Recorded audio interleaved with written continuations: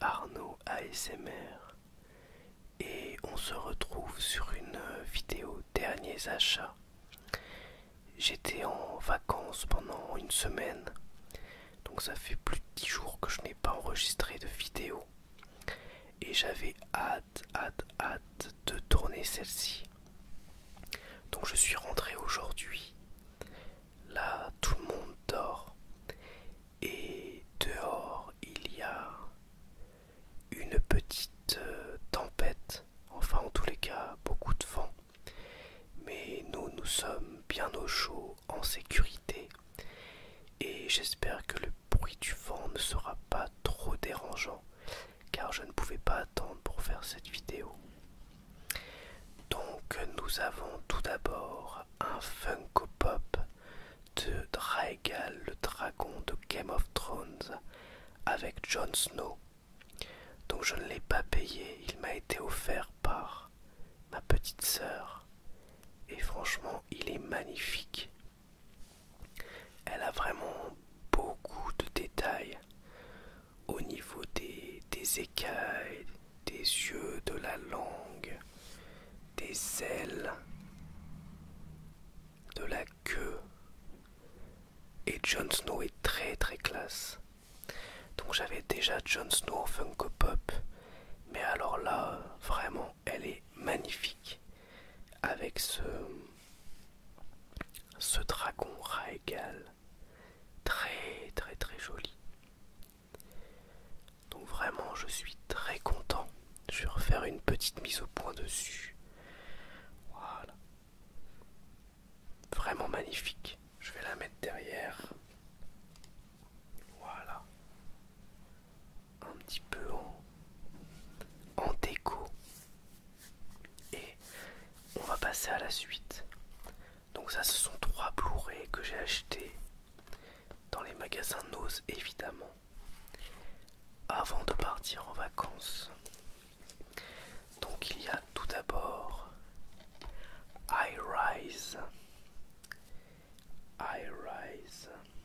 avec Tom Hiddleston, que l'on voit ici, qui joue, très connu pour son rôle de Loki dans les Marvel, dans Thor notamment.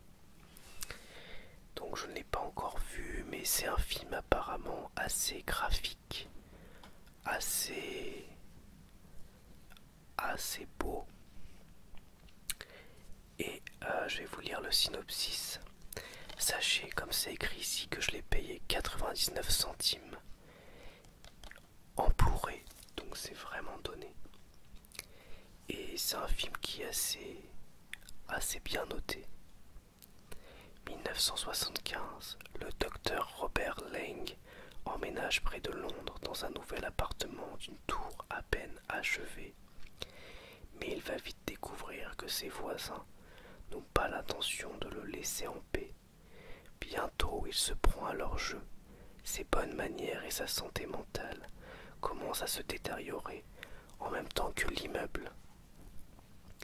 Alors j'ai lu qu'il y avait toute une portée sociale, un petit peu comme pour Snowpiercer, un peu lutte des classes.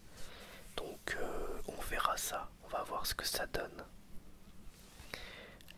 I Rise, donc un Blu-ray pour 1 €, vraiment donné. Ensuite, un film que j'ai déjà regardé, Green Room, qui est un excellent thriller survival où un groupe de punk hardcore se retrouve piégé dans un genre de club de néo-nazis et tente de survivre.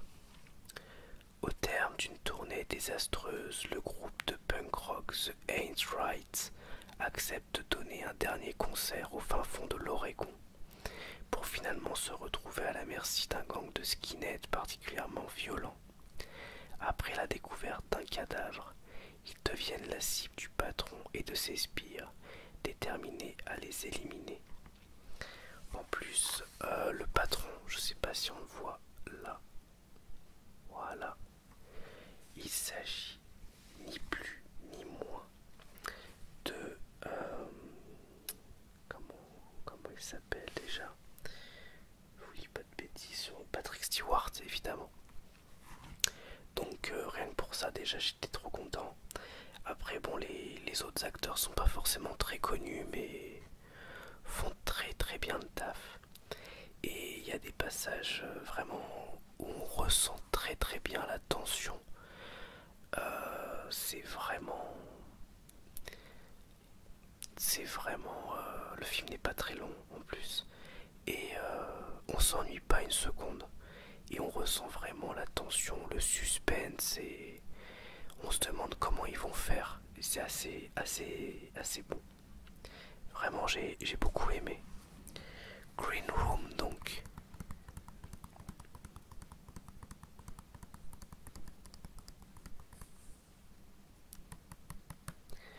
Pour 1 € aussi. Et un autre Blu-ray à Nose que j'ai payé cette fois 3 €, que je ne connais pas, mais j'ai entendu parler du livre. Et quand j'ai vu la brochette d'acteurs, je me suis dit avec un casting comme ça, je pouvais pas ne pas le prendre. On a Tom Hardy, Gary Oldman, Noomi Rapace, Joan Kinnaman, Paddy Considine, Jason Clarke et Vincent Cassel. Donc c'est un film sur l'URSS notamment. C'est tiré d'un best-seller Enfant 44, donc du même nom. Hiver 1952, Moscou. Léo Demidov est un brillant agent de la police secrète soviétique, promis un grand avenir au sein du parti. Lorsque le corps d'un enfant est retrouvé sur une voie ferrée, il est chargé de classer l'affaire. Il s'agit d'un accident, Staline ayant décrété que le crime ne pouvait exister dans le parfait état communiste. Mais peu à peu le doute s'installe dans l'esprit de Léo et il découvre que d'autres enfants ont été victimes d'accidents similaires. Tombé en disgrâce, soupçonné de trahison, Léo est contraint à l'exil avec sa femme Raïssa. Prenant tous les risques, Léo et Raïssa vont se lancer dans la traque de ce tueur en série invisible qui fera d'eux des ennemis du peuple. Voilà. Donc 3 €, ce qui n'est pas cher non plus pour un Blu-ray, même si plus cher que les deux autres qui étaient à 1 €. Ensuite on passe sur des livres que j'ai payés 50 centimes pièce à Emmaüs. Alors on a tout d'abord L'étrange Noël de Monsieur Jack de Tim Burton. J'en ferai sans doute bientôt une vidéo de lecture, mais je vais vous montrer quelques dessins. Donc je vous présente pas L'étrange Noël de Monsieur Jack. De toute façon, pour ceux qui ne connaissent pas encore, vous aurez le droit à la lecture. Mais je vous montre quelques dessins originaux de Burton. Très jolis dessins. Regardez-moi ça. C'est magnifique.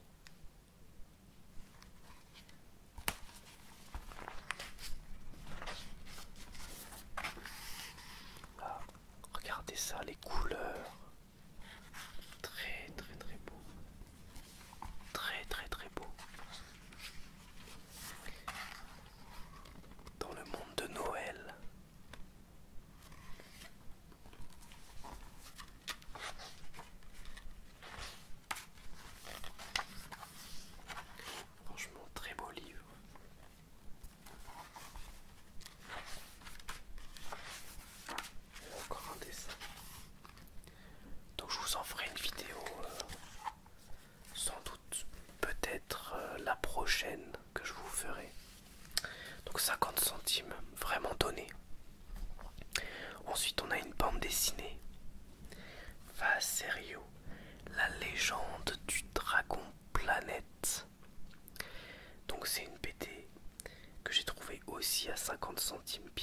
à Emmaüs. Alors celle-ci, elle est de Christophe et Rodolphe Oyas. Et je me suis rendu compte en rentrant chez moi qu'elle était dédicacée. Donc il y a un dessin de... Alors je sais pas de qui, si c'est Christophe ou Rodolphe, car ce sont deux frères qui dessinent tous les deux. Mais il y a un dessin original. Donc c'est vraiment génial. Ah bah c'est écrit Rodolphe, je crois. Il y a un R ici. Voilà. Et donc c'est dédicacé pour Julia, que je ne connais pas donc. Mais cette BD s'est retrouvée à Emmaüs avec une dédicace. Et ça fait le deuxième album dédicacé présent dans ma collection, même si celui-ci n'est pas dédicacé à mon nom. Mais c'est pas grave. Ce qui est important, c'est d'avoir une œuvre unique. Alors, déjà vous pouvez voir, la dédicace est magnifique, avec une femme avec des piercings, des yeux rouges, rouge à lèvres, un pendentif rouge et une coiffure un peu god punk, on dirait. Donc c'est une BD assez particulière.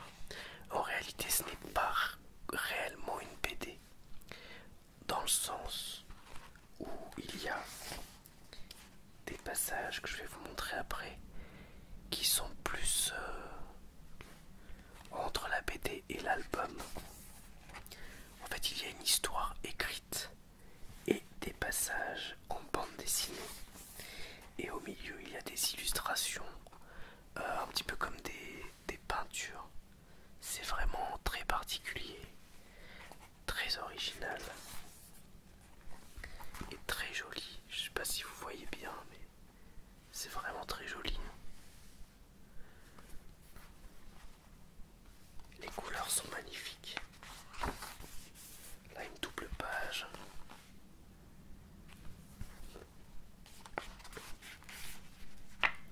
Alors, il y a des passages vraiment de type bande dessinée, comme ici. C'est assez particulier. Après, on retombe sur des passages écrits comme ceci. Et d'autres passages bande dessinée. Voilà. Je l'ai lu et j'ai plutôt bien aimé. J'ai surtout beaucoup aimé le style graphique. C'est de l'heroic fantasy et c'est très particulier.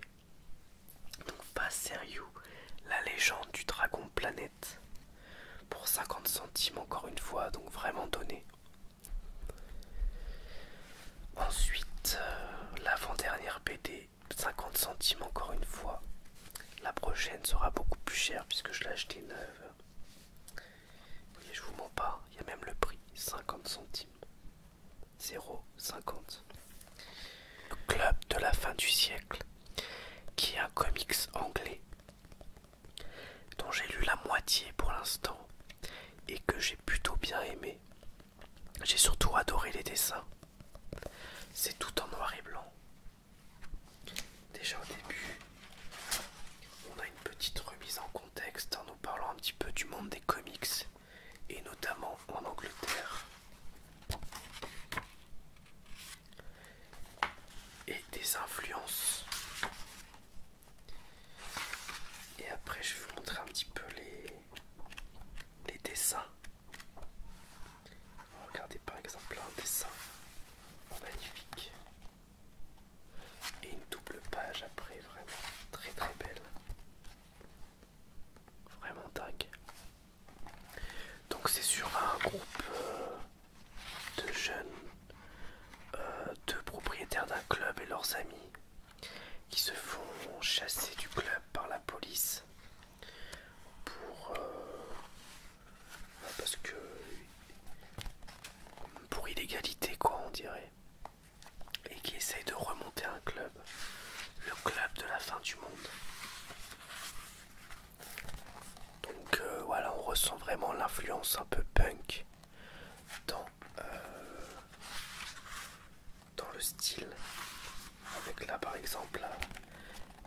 pression policière, le rock, etc. Oui, je suis très punk dans ces achats-là. Je vais vous montrer encore quelques dessins. Voilà, par exemple. Donc c'est très joli, c'est tout en noir et blanc, mais il y a beaucoup de détails. C'est vraiment une belle BD.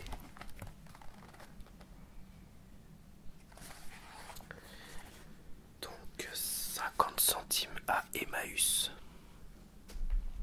Ça complète un peu ma collection de bandes dessinées. Et enfin une BD franco-belge cette fois. Donc c'est un format type comics, mais c'est bien une BD. Il s'agit du Grand Pouvoir du Schlinkel de Rosinski et Van Hamme, les auteurs et dessinateurs de Torgal. Donc c'est un classique de l'heroic fantasy qui a été colorisé. J'étais chez un petit libraire, donc dans le village de mes parents, mon village natal, et il m'a conseillé de me l'offrir, tout simplement parce que je ne l'avais toujours pas lu. Et c'est un classique de l'heroic fantasy. Et si vous tapez top série en un tome ou one shot franco-belge ou top heroic fantasy, vous allez régulièrement tomber dessus. Donc elle a été colorisée. À la base c'était essentiellement noir et blanc. Et je vais vous montrer quelques dessins qui sont absolument splendides. Mais quand je dis splendide, c'est vraiment magnifique. Alors moi je suis déjà fan de Torgal. J'adore l'heroic fantasy aussi. Donc je ne pouvais que être satisfait. Mais je l'ai payé beaucoup plus cher. Je l'ai payé beaucoup plus cher que... Je vous montre un petit peu... que les autres, puisque je l'ai acheté neuve. Donc je l'ai payé 22 €. Ce qui est... enfin 23 €. Ce qui en réalité est normal. Hein. C'est une édition intégrale. C'est une édition intégrale qui comprend donc les 3 volumes. Donc ça fait pas si cher en fait, 22 € pour 3 BD en fait, hein, finalement. Si on voit les choses comme ça. Je sais pas trop. Voilà, je peux vous montrer d'autres dessins. Donc on reconnaît bien la patte du dessinateur de Torgal. Je peux vous montrer encore d'autres dessins magnifiques sans trop vous spoiler. J'aimerais bien.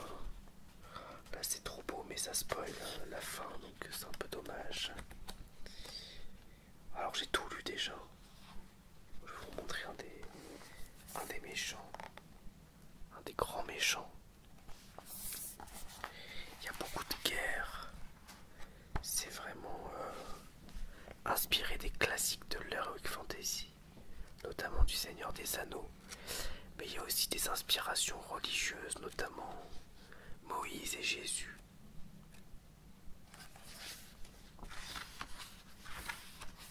Je vais vous montrer d'autres dessins. Voilà. Il y a un petit aspect un petit peu érotique, donc je vais pas vous montrer les pages. Et à la fin, on a une interview de Van Hamme et Rosinski où ils nous expliquent un petit peu leur démarche et la couverture précédente aussi, et puis d'autres dessins. Donc c'est une très belle œuvre que je suis très content de posséder. Pour ceux qui l'ont déjà lu, n'hésitez pas à me dire ce que vous en avez pensé. Moi je l'ai terminé en 2 jours. Je l'ai lu en 2 jours et j'ai vraiment adoré. Donc je pense que je vais me la relire bientôt. Donc voilà pour ces derniers achats. J'espère en tout cas que ça vous aura plu. Et je vous dis à bientôt pour une nouvelle vidéo ASMR. Au revoir, merci à tous et à toutes. À bientôt.